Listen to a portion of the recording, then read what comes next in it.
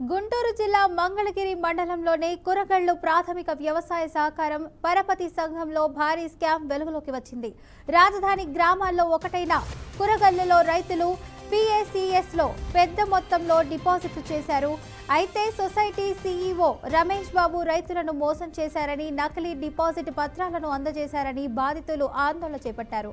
తమ డబ్బులు తమకు ఇప్పించాలంటూ ఆవేదనను వ్యక్తం చేశారు. మంగళగిరి సొసైటీలో సుమారు 2.30 కోట్ల స్కామ్ జరిగిందని సమాచారం.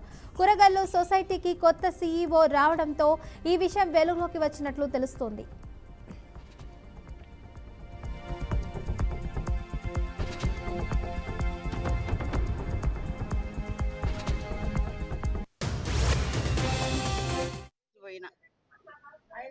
మాకు అయ్యే డబ్బులు అట్టి చూసేవాళ్ళు కూడా లేరు. ఊళ్ళో వచ్చిన్నారు 2 ఏళ్ళ నుంచి అది కూడా ఇట్లా నెలలు నిన్న సంతకాలు పెట్టుకున్నారంట. నిన్ను లేను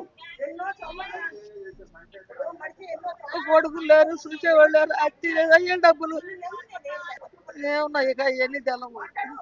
కూరగాయలు సీతామహాలక్ష్మి దేశపోయిన మాకు అయ్యే డబ్బులు అట్టి చూసేవాళ్ళు కూడా లేరు.